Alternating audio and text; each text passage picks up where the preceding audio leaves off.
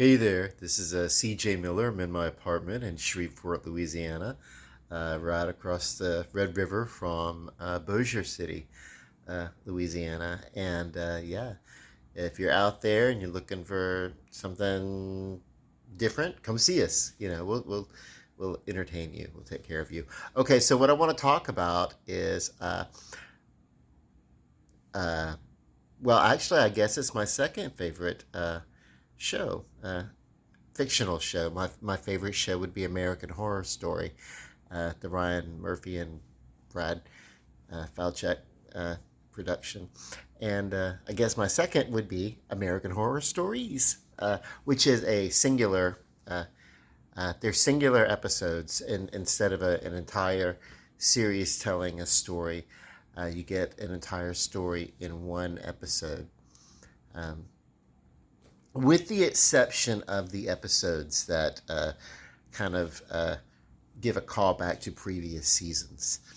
Uh, for instance, American Horror Stories, Season 2, Episode 1, Dollhouse, uh, was the backstory of a character from Season 3 of the flagship series, American Horror Story.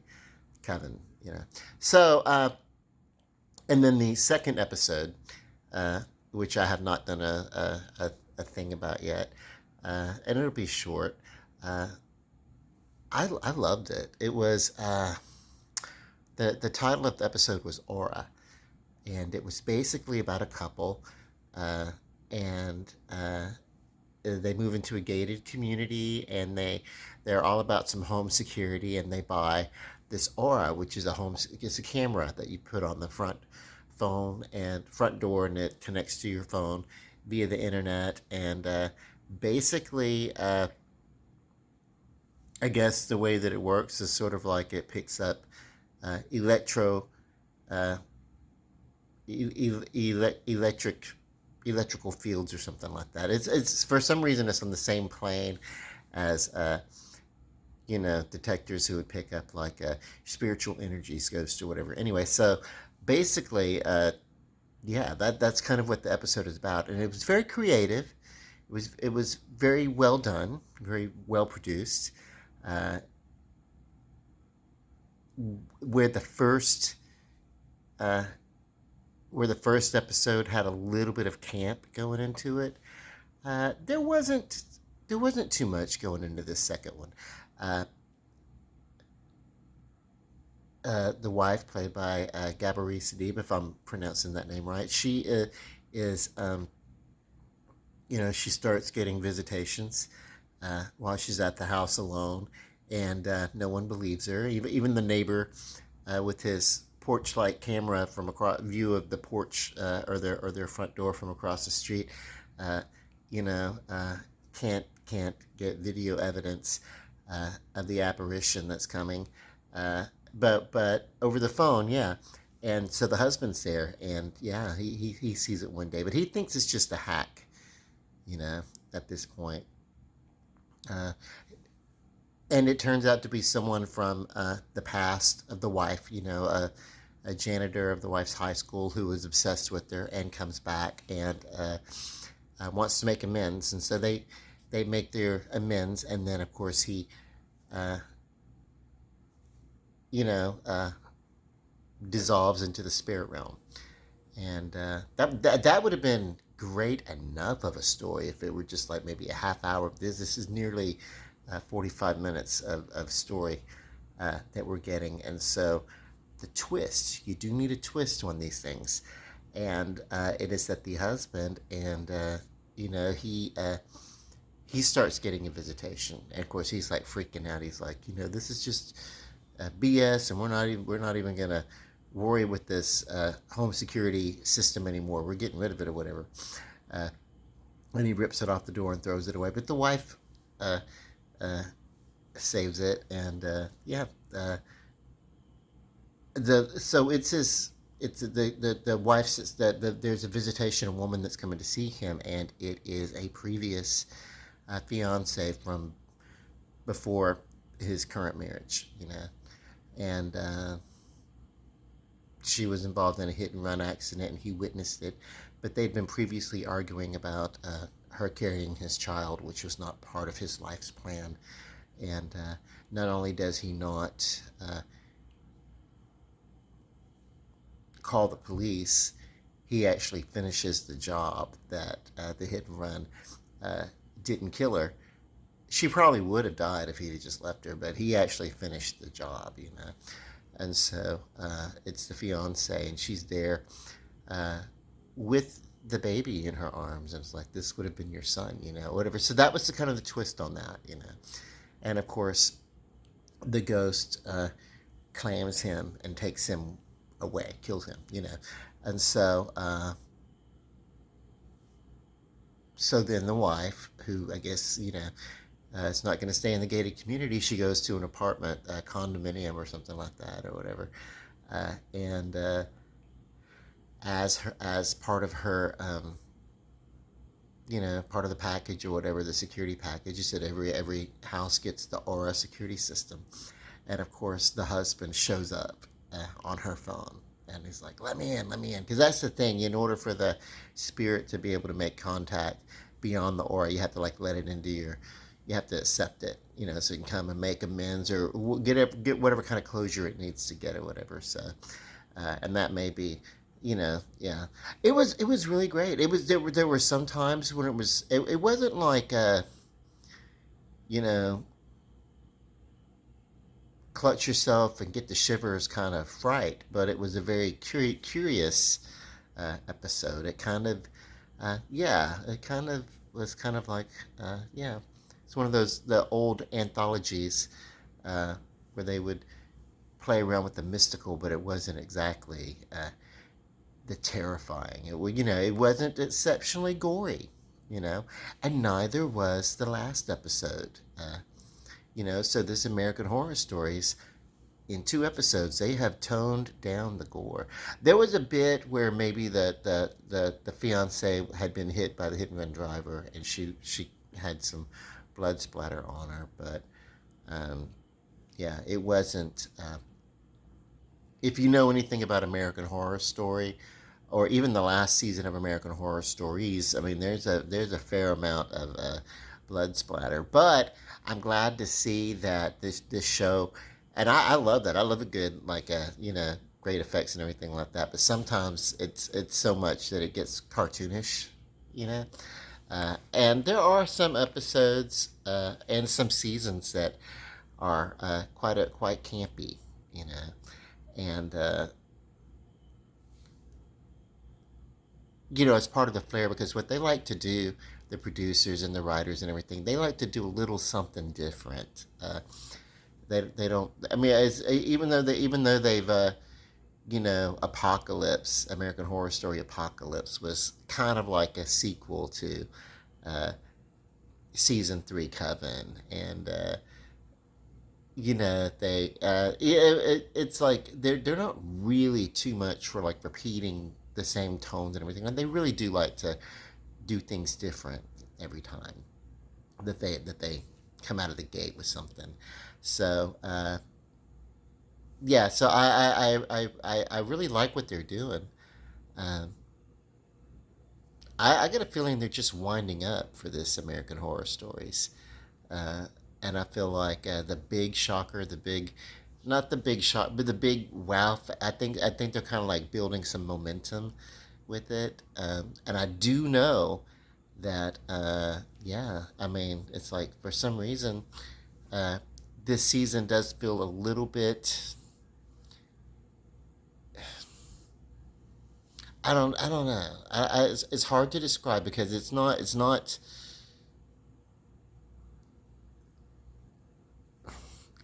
super tense or suspenseful thus far.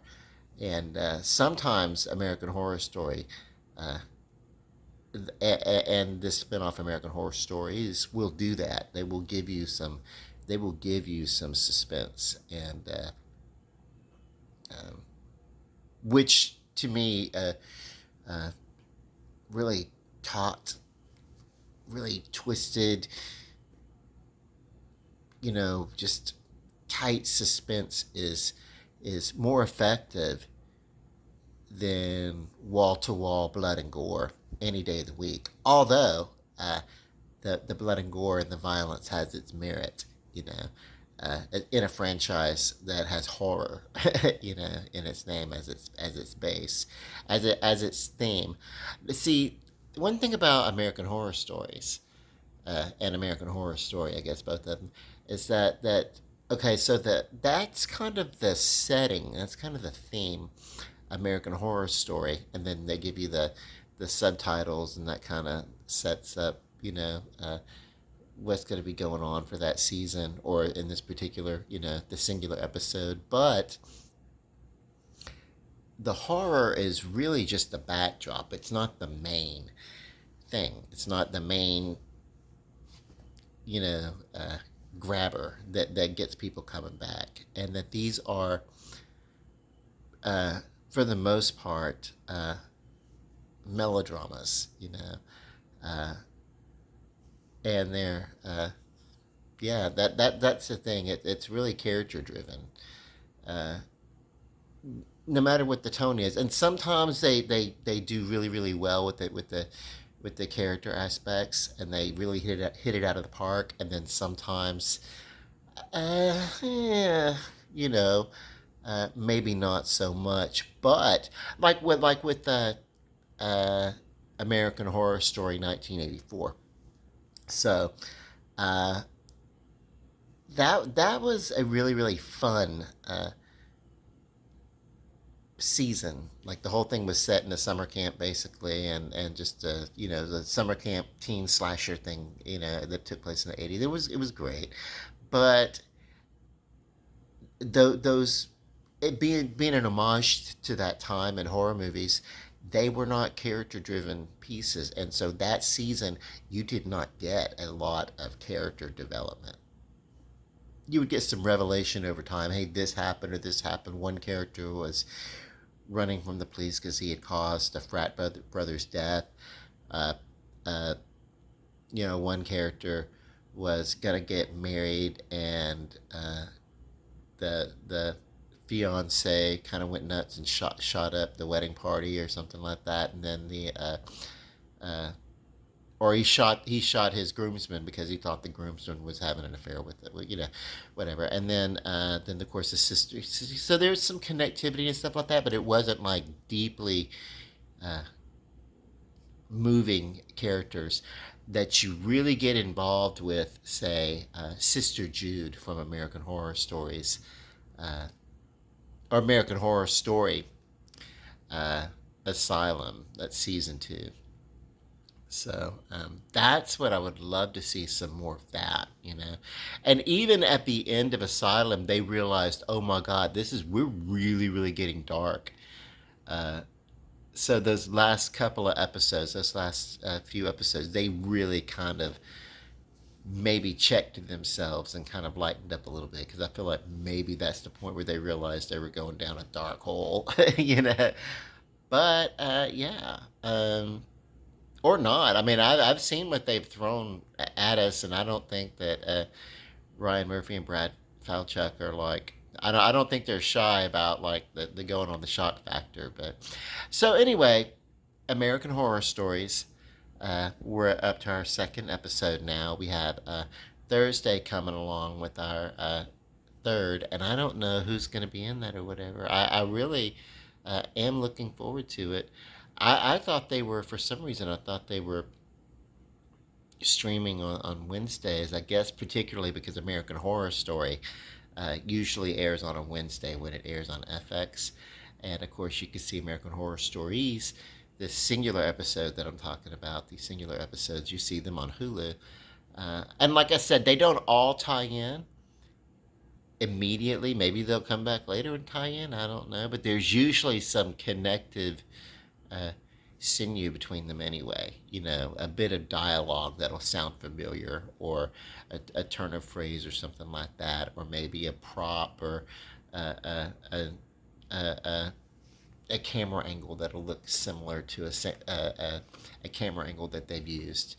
You know, even though the setting may be different or whatever. So I mean, uh, there's definitely it's a connective universe, but that doesn't necessarily mean that the stories have anything to do with it. Like we all live on the earth, right? But your story may have, and most likely has nothing to do with my story. And that's kind of like how these stories are. They're like, yeah, these stories are taking place, and they take place within the same uh, universe and the same earth and everything in the same America. And then, yeah, but they're not. It's not one big long story, you know.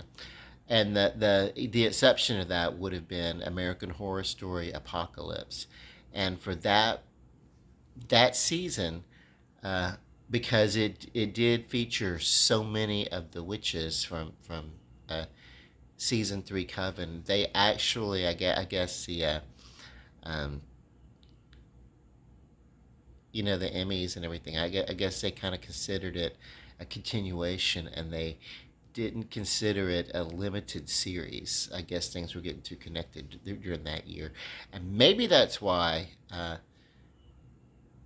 they in the future episodes that came after Apocalypse. Maybe that's why there was some retconning. Uh, oh my God, this is bit, so now everything's mixed up. Like for instance, there was a character Richard Ramirez who was uh, visited in as a character in Hotel season five, which he was dead and died in prison. But then season 10, same character Richard Ramirez actually does not die. Actually, he dies several times. What happens is he has like, with all of his devil worship and stuff like that. Whenever he dies, the devil brings him back to life. So he doesn't die in prison. He escapes prison, goes back to the camp where he participated in some of the mass murders at the camp, and then you know. Yeah, so like technically he's just never he never died. So they totally retconned his story. Uh, and does that indicate that when the events of Apocalypse in that final episode, when they closed out, does that indicate that history and life and everything that there was kind of like a butterfly effect where everything changed and who knows what, or were they just letting us know, hey, by the way, just because a character shows up in one story and has this narrative, if they happen to show up in another story, they may be part of an entirely different narrative. Like, I don't know, one Bugs Bunny cartoon is not necessarily a continuation or even in the same universe as another Bugs Bunny cartoon and Warner Brothers. That's the way I'm thinking of it. I don't know. It's hard not to reference American Horror Stories without you know, thinking of the Mothership series, but which the American Horror Story is like the mothership to this and everything like that. So I don't know. It's fun. That's what's great. It's there's horror as a backdrop. There's uh, really some interesting cinematography. What they do with the smaller budget on these, you can obviously tell the budget's smaller, but the acting is so far in both episodes have been really great. Whereas there was a few episodes in the first season of American Horror Stories that I did not necessarily. Uh, I wouldn't put them in the running for acting awards. Some of them, and then some of them were great. So I don't know. But if you just want fun uh, viewing, something fun to stream or whatever, check it out. It's more fun if you're fully invested into the franchise like I am. Because it's not. This is not original at all. It never was from like 11 or 12 years ago, whatever. It was not original. What it was breaking down the tropes. That's what this is about. It's breaking down the tropes of horror genres and sci-fi genres and anything like that. That whatever, and really a whole bunch of other genres, really, because it's not just about the horror. It's but it's breaking down the tropes, and then rearranging them. It's like taking, it's like tearing up a picture from a magazine, and then making a collage, something new out of it or whatever. So that's what they do with it. You know what I mean? They recycled tropes and they put them together in the most interesting ways that they can think of, and it's kind of great. That's kind of great. That's what this show does best.